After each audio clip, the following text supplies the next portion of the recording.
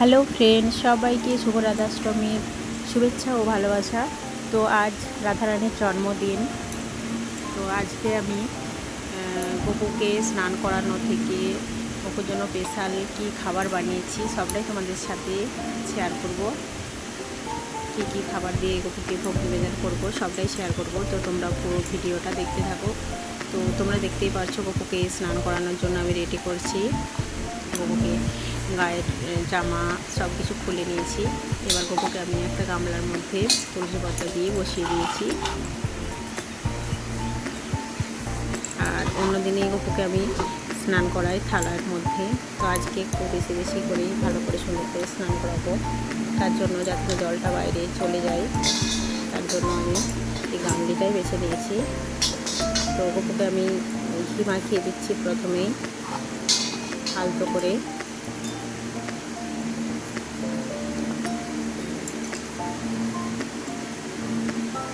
জন্মাষ্টমীর দিন গপু এসেছে আমাদের বাড়ি, অনেকেই জানো যারা আমার জন্মাষ্টমীর ব্লগটা দেখেছো।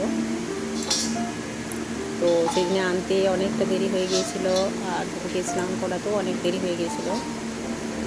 আর আজ কিন্তু খুব সকাল সকালে স্নান করিয়ে নিচ্ছি গপুকে। তো ঘিয়ের পর গপুকে আমি এবার মাখিয়ে দিচ্ছি মধু।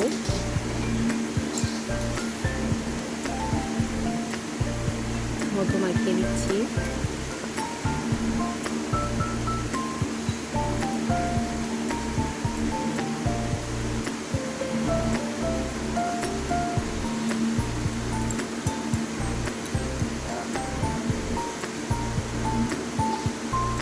মধু মাখানো হয়ে গেছে। এবার গপুকে আমি মাখিয়ে দেবো টক দই।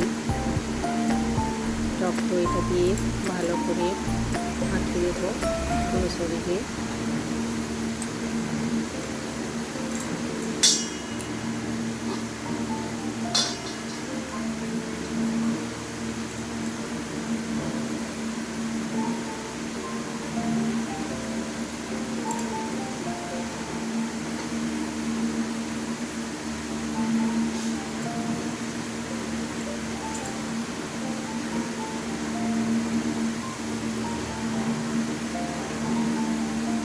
আর গপুর জন্য খাবার দাবার সব বানানো হয়ে গেছে। এবার স্নান করিয়ে গপুকে ভোগ নিবেদন করবো।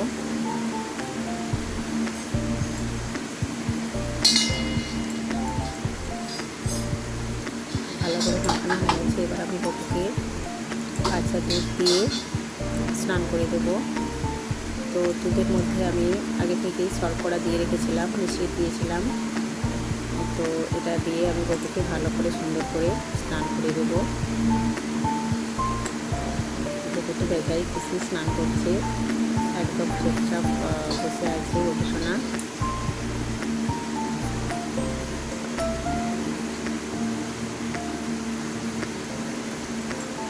তো এবার আমি গবেষণাকে ঠান্ডা জল দিয়ে প্লেন জল দিয়ে স্নান করিয়ে দেবো। তো দেখো গামলাটা নিয়েছি বলে জল একটু পড়ছে না, যতটুকু পড়ছে ওই গামলার মধ্যেই। তো এবার আমি প্লেন জল দিয়ে গবেষণাকে স্নান করিয়ে দিচ্ছি।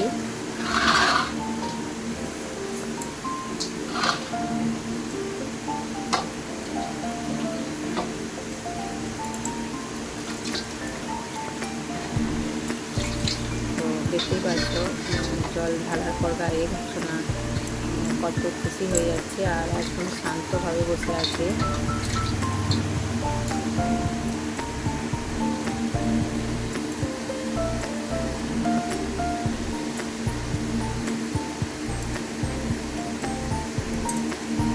তো এবার গবেষণাকে আমি তুলে নিচ্ছি জল থেকে।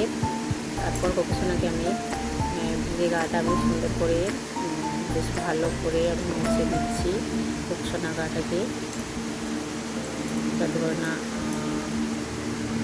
জল থাকে।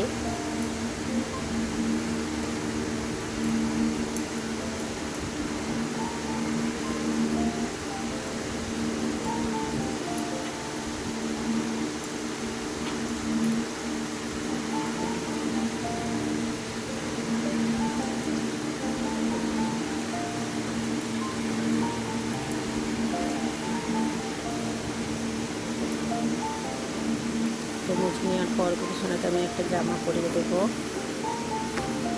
এই জামাটা দেখো আমি পরিয়ে দিচ্ছি গোপুসোনাকে।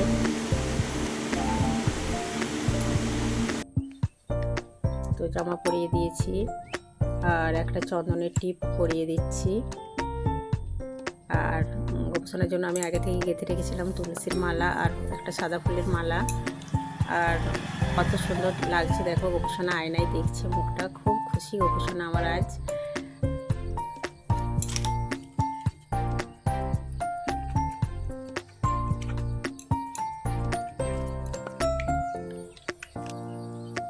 এবার গোপুর হাতে আমি একটা লাল ফুল দিয়ে দিলাম, খুব মিষ্টি লাগছে আমার গোপুকে।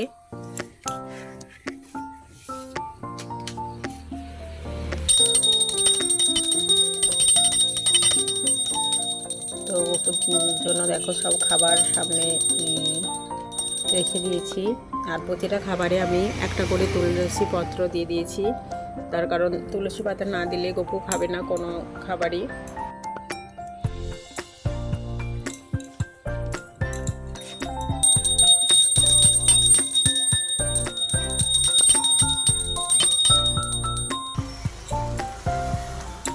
তো এবার আমি গোপুসোনাকে একে একে সব খাবারগুলো অল্প অল্প করে খাইয়ে দেব।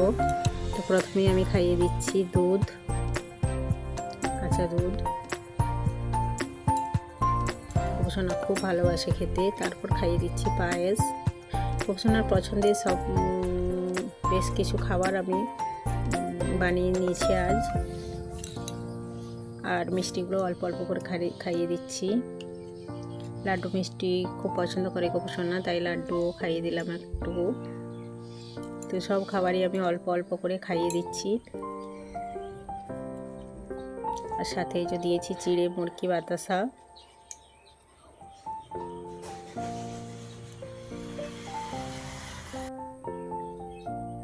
আর এই যে রাধারানীর পছন্দের হচ্ছে তালের যে কোনো খাবার, তাই তালের লুচি বানিয়েছিলাম, সেটাও খাইয়ে দিলাম। সুজি, আর এটা বানিয়েছি সুজির পিঠে। তো আর এই যে বানিয়ে নিয়েছি তালের ফুলুরি।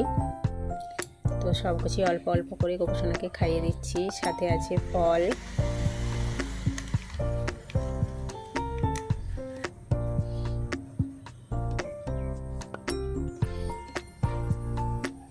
তো অল্প অল্প করে সব খাবার খাইয়ে গোপুসোনাকে একটু জল খাইয়ে দিচ্ছি। তো দিয়ে এবার গোপুসোনার মুখটা একটু মুছিয়ে দিলাম। তো আমি অল্প অল্প করে খাইয়ে দিয়েছি, এবার ও যতটা পারবে খাবে।